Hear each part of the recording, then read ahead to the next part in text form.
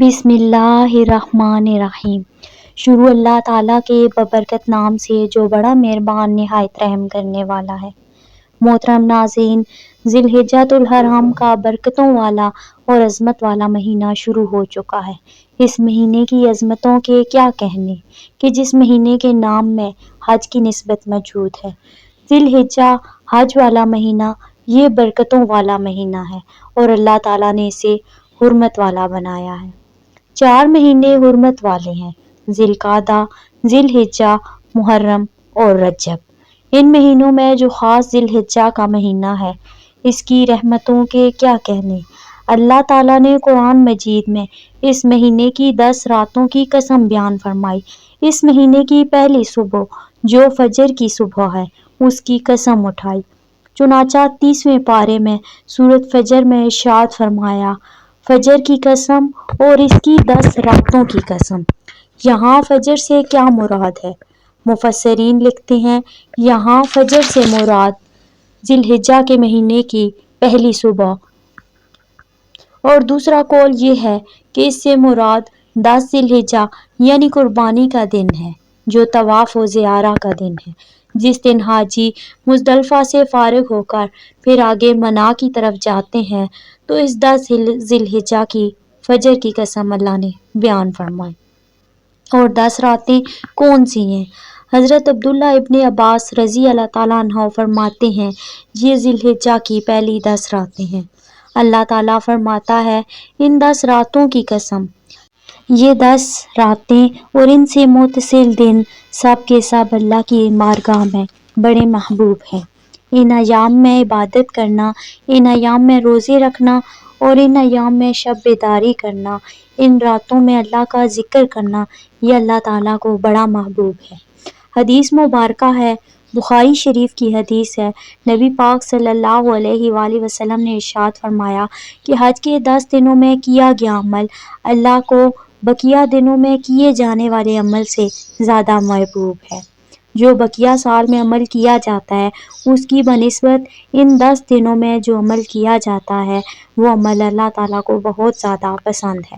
صحابہ کرام نے عرض کیا، یا رسول اللہ، کیا راہ خدا میں لڑنا بھی یعنی اور دنوں کے اندر جہاد کیا جائے، راہ خدا میں لڑا جائے، تو کیا ان 10 دنوں کا عمل اس سے بھی زیادہ ہے؟ تو نبی کریم صلوٰت و سلام نے فرمایا، راہ خدا میں لڑنا یعنی ان دنوں کا عمل جہاد سے بھی زیادہ فضیلت والا ہے۔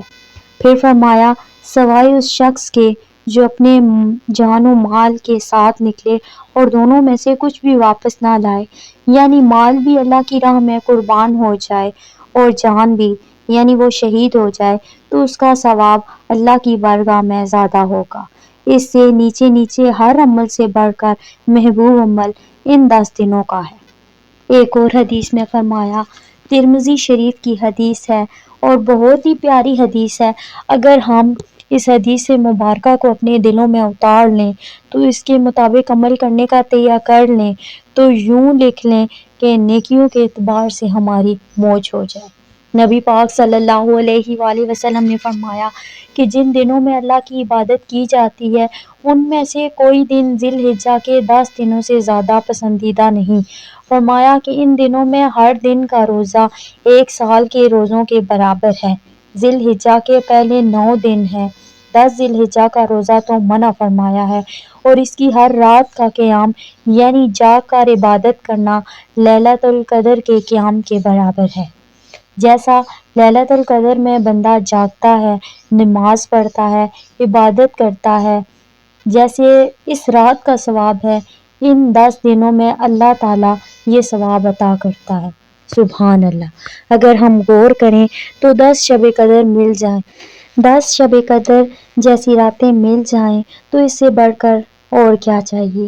اور 9 روزے اور 1 روزہ 1 سال کے برابر ہے۔ 9 سال کے روزوں کا ثواب اور 10 شب قدر کا ثواب مل جائے تو اس سے بڑھ کر عظیم سعادت کیا ہوگی؟ سبحان اللہ! کوشش کریں ان دنوں میں ہر طرح سے نیکی کے کام کریں۔ نبی پاک صلی اللہ علیہ وآلہ وسلم نے فرمایا، اللہ کے نزدیک حج کے ان 10 دنوں سے افضل اور پسندیدہ عمل کوئی نہیں۔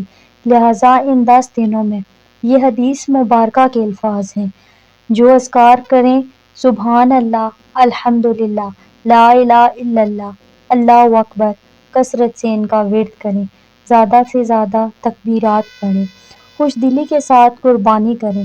ان دنوں کے اندر کوشش کریں اپنے آپ کو رب کی بندگی میں، اطاعت میں اور اللہ تعالیٰ کے ذکر و اذکار میں مشغول کریں۔ اللہ تعالیٰ ہمیں عمل کرنے کی توفیق عطا فرمائے، آمین ثم آمین۔ ویڈیو اچھی لگے تو صدقہ جاریہ سمجھ کر اپنے پیاروں تک شیئر ضرور کیجیے گا۔ جزاک اللہ خیرا کثیر۔